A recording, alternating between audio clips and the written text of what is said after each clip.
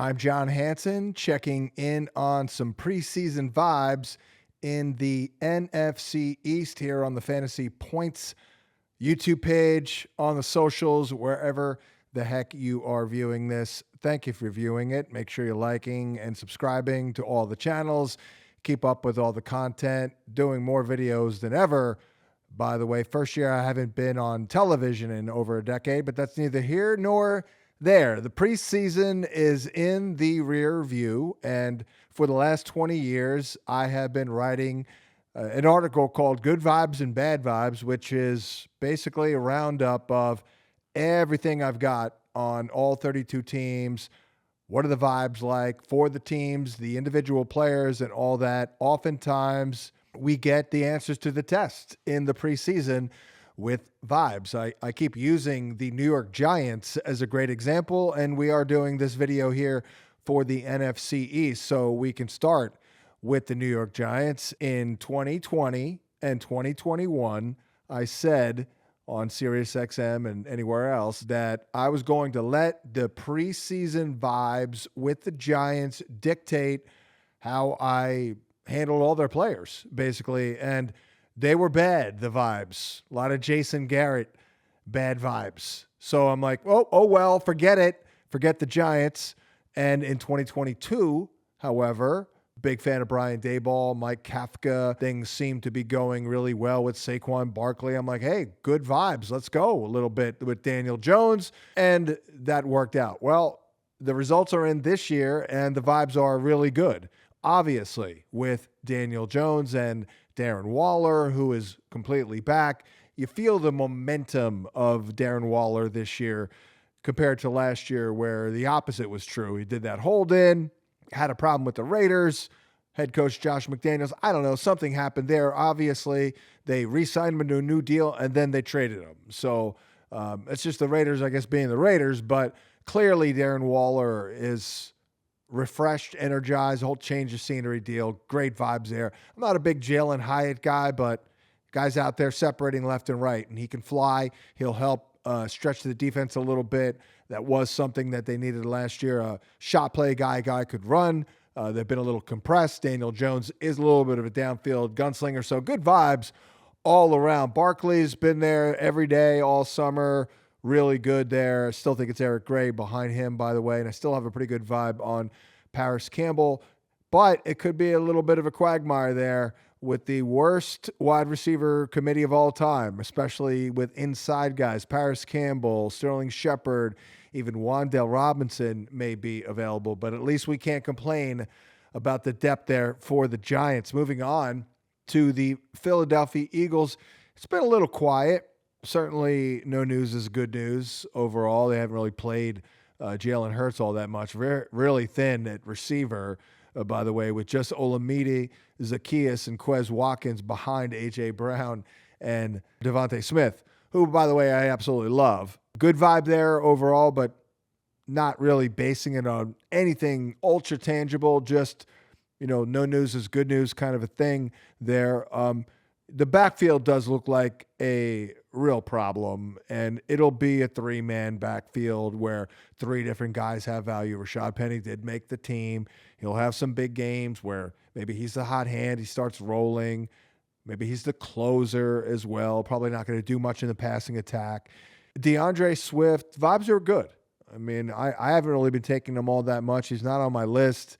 I lost a lot of confidence last year, but we all know final year of his rookie deal. He's from Philly. Actually went to high school with Zacchaeus there at St. Joe's Prep in Philadelphia.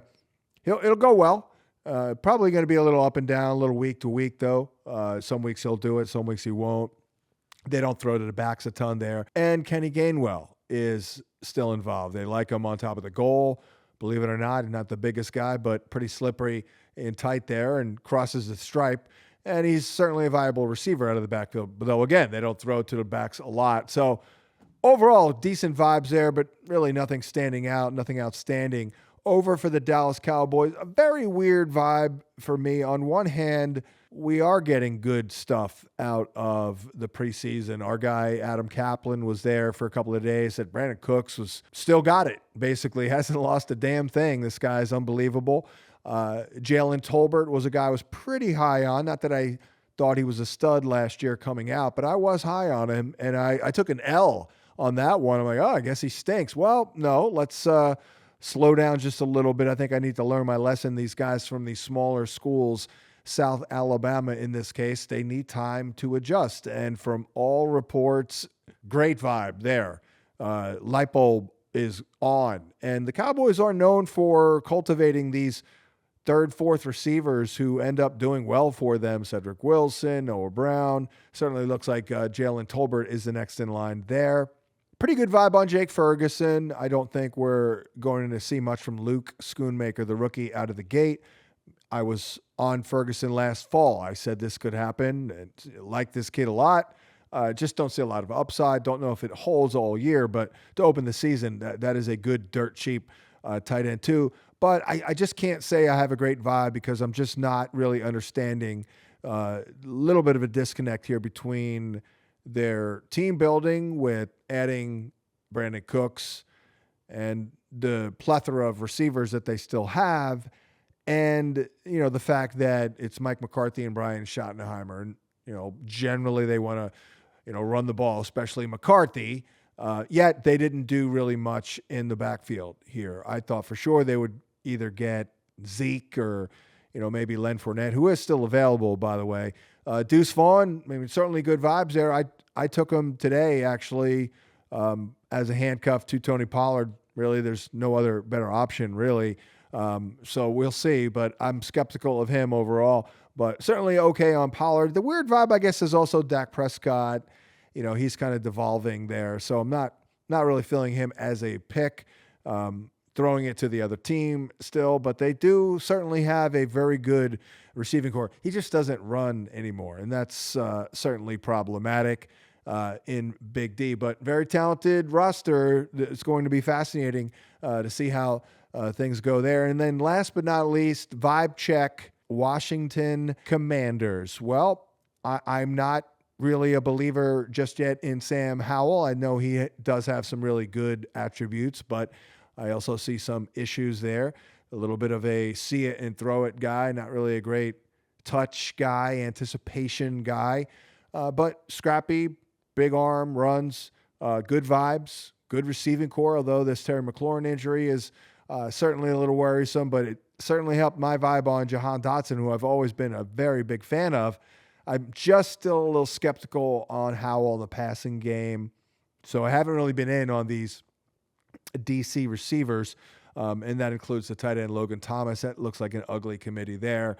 Overall, though, pretty good vibe here with Eric Bieniemy. We'll see when it's for reals in the regular season, but clearly the best vibe is in the backfield.